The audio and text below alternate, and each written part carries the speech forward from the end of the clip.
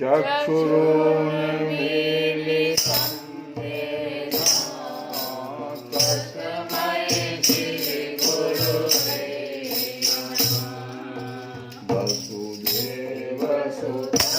देवं कंसचाणूरमर्दनं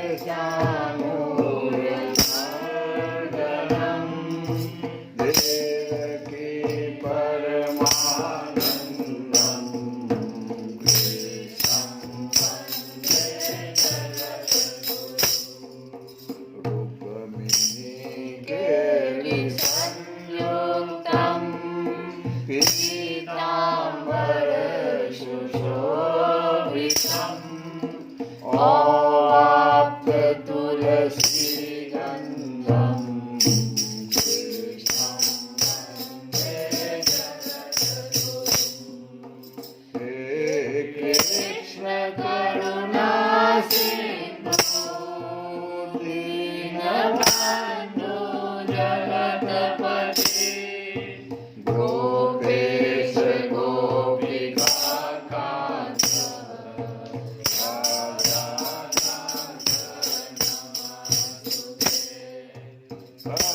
भक्तकाञ्चन गौराङ्गी राधे वृन्दावनेश्वरी वृषभानुसुते देवी प्रणमामि हरिप्रियं। श्रीकृष्णाय वासुदेवाय परमात्मने प्रणतक्लेशनाशाय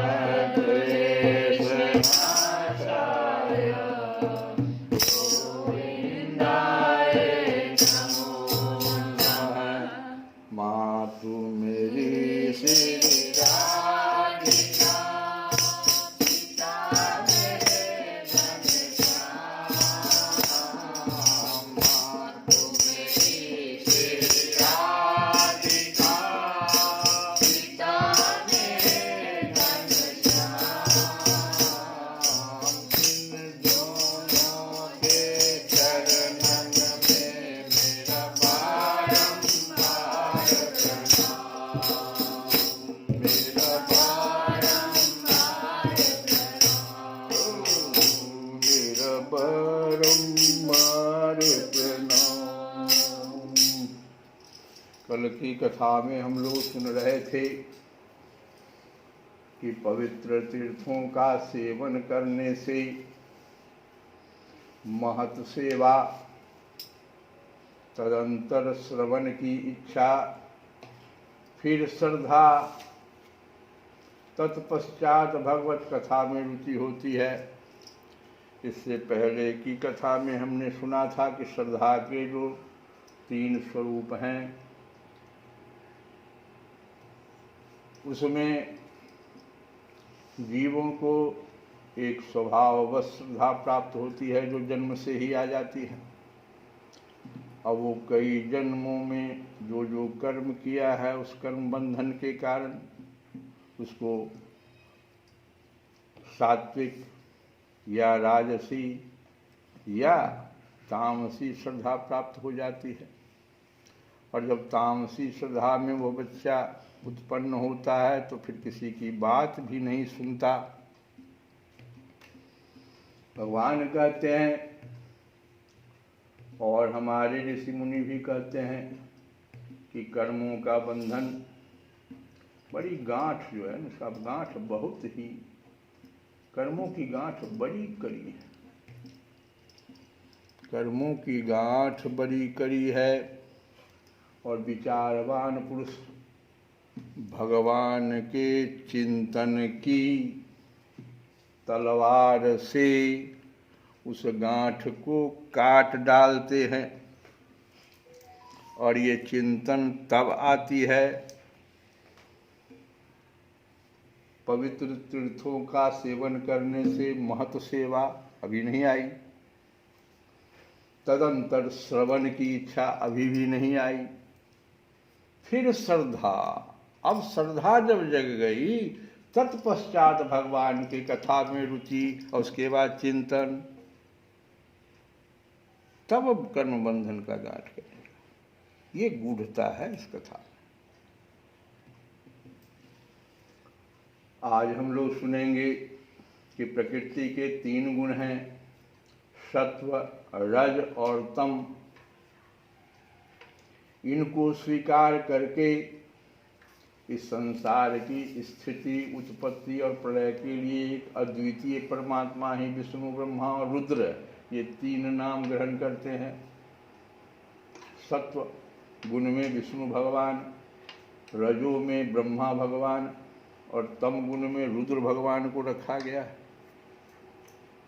संहार करते हैं।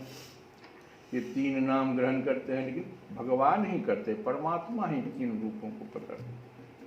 फिर भी मनुष्यों का परम कल्याण तो सत्वगुण स्वीकार करने वाले श्री हरि से ही होता है। जैसे पृथ्वी के विकार, अब पृथ्वी का विकार है लकड़ी, लेकिन लकड़ी की अपेक्षा धुआं श्रेष्ठ है। लकड़ी स्थावर है, एक जगह स्थिर है, धुआं श्रेष्ठ है।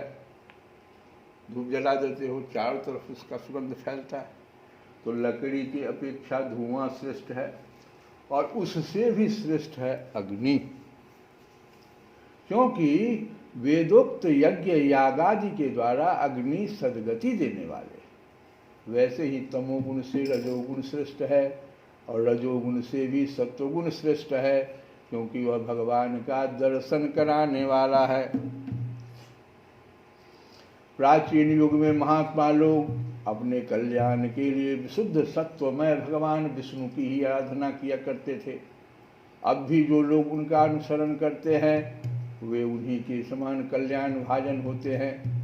जो लोग इस संसार सागर से पार जाना चाहते हैं वे यद्यपि किसी की निंदा तो नहीं करते, न किसी में दोष ही देखते हैं, फिर भी घोर रूप वाले तमोगुनी, रजोगुनी, भैरव आदि भूतपतियों की उपासना न करके विष्णु भगवान और उनके अंश कला स्वरूपों का ही भजन करते हैं। तो भजन आज भी हम लोग करेंगे। कल हम लोग भगवान का भजन कर रहे थे, आज हम लोग राधा जी का भजन करेंगे, राधा नाम का भजन करेंगे। क्यों? क्योंकि रामायण में, रामचरितमानस में एक बड़ा अच्छा संकेत है कि जनक सुता जग जननी जानकी अतिशय प्रिय करुणा निधान की। जनक सुता जग जननी जानकी अतिशय प्रिय करुणा निधान की। ताके युग पद कमल मनाओ जासु के निर्मल मति पाओ। ये निर्मल मति राधे जी की कृपा से, राधे माँ की कृपा से, जानकी की कृपा से मिलेगी। तो एक नजर कृपा की कर दो लाडली, एक नजर कृपा की कर दो लाडली श्री राधे, लाडली श्री राधे, लाडली श्री राधे। एक नजर कृपा की कर दो लाडली श्री राधे, लाडली श्री राधे, लाडली श्री राधे। लाठी की झोली भर दो भक्तों की झोली भर दो स्वामी श्री राधे, लाडली श्री राधे। एक नजर कृपा की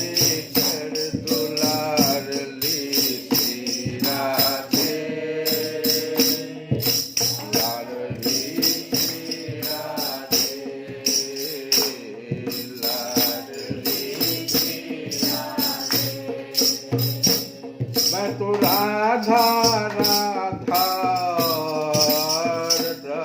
करूं मैं तो राधा राधा सदा ही रखूं मैं तो राधा राधा सदा ही रखूं मैं तो राधा राधा सदा ही रखूं कभी द्वार से लार लिखे न हटूं कभी द्वार से लार लिखे न हटूं मेरे शीश पर कमल पग धर दो मेरे शीश कमल पग धर दो लाडली राधे एक नजर पाके कर दो लाडली राधे कर दो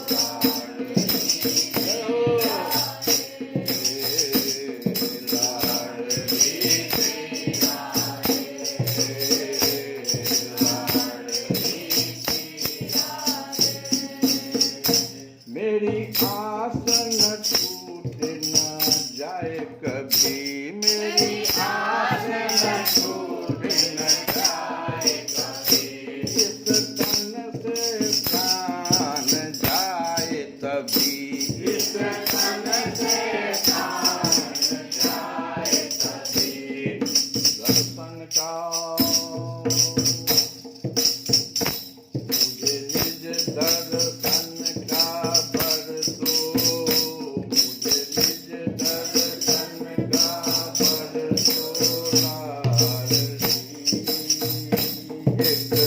नजर टिपा के कर दो लाडली एक नजर टिपा के कर दो लाडली लाडली श्री राधे लाडली श्री राधे राधे की झोली भर दो स्वामी श्री राधे स्वामी श्री राधे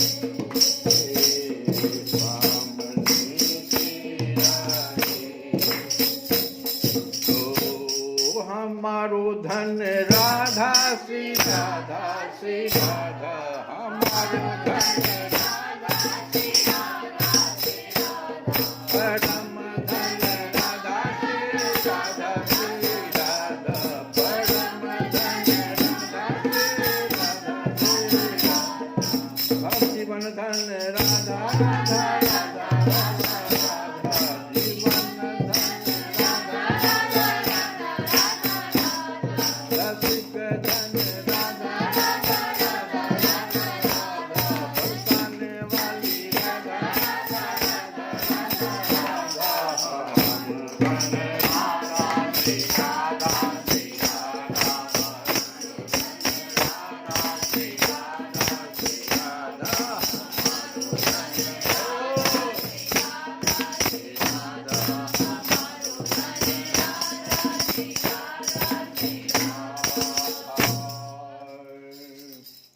इस प्रकार से भगवान का कीर्तन और राधा नाम जपते रहना चाहिए, तभी गांठ खुलेगी। परंतु जिनका स्वभाव रजोगुणी अथवा तमोगुणी है, वे धन, ऐश्वर्य और संतान की कामना से भूत, पितर और प्रजापतियों की उपासना करते हैं, क्योंकि इन लोगों का स्वभाव उन भूत आदि से मिलता जुलता होता है। वेदों का तात्पर्य श्री कृष्ण में ही है, यज्ञों के उद्देश्य श्री कृष्ण ही हैं, योग श्री कृष्ण के लिए ही किए जाते हैं, और समस्त कर्मों की परिसमाप्ति भी श्री कृष्ण में ही है। ज्ञान से ब्रह्म स्वरूप श्री कृष्ण की ही प्राप्ति होती है। तपस्या श्री कृष्ण की प्रसन्नता के लिए ही की जाती है, श्री कृष्ण के लिए ही धर्मों का अनुष्ठान होता है, और सब गतियाँ श्री कृष्ण में ही समा जाती है। यद्यपि भगवान श्री कृष्ण प्रकृति और उसके गुणों से अतीत हैं, फिर भी अपनी गुणमयी माया से, जो प्रपंच की दृष्टि से है और तत्व की दृष्टि से नहीं है, उन्होंने ही सर्ग के आदि में संसार की रचना की थी। ये सत्व रज और तम इन तीनों गुण उसी माया के विलास हैं। इनके भीतर रहकर भगवान इनसे युक्त सरीखे मालूम पड़ते हैं। वास्तव में वे तो परिपूर्ण विज्ञानानंद घन हैं। अग्नि तो वस्तुतः एक ही है, परंतु जब वह अनेक प्रकार की लकड़ियों में प्रकट होती है तब अनेक सी मालूम पड़ती है। वैसे ही सबके आत्मस्वरूप भगवान तो एक ही हैं, परंतु प्राणियों की अनेकता से अनेक जैसे जान पड़ते हैं। भगवान ही भूत, तन्मात्रा, इंद्रिय तथा अंतःकरण आदि गुणों के विकार भूत भावों के द्वारा नाना प्रकार की योनियों का निर्माण करते हैं और उनमें भिन्न भिन्न जीवों के रूप में प्रवेश करके उन योनियों के अनुरूप विषयों का उपभोग कराते हैं। वे ही संपूर्ण लोगों की रचना करते हैं और देवता, पशु, पक्षी, मनुष्य आदि योनियों में लीलावतार ग्रहण करके सत्वगुण के द्वारा जीवों का पालन पोषण करते हैं। श्री कृष्ण गोविंद हरे।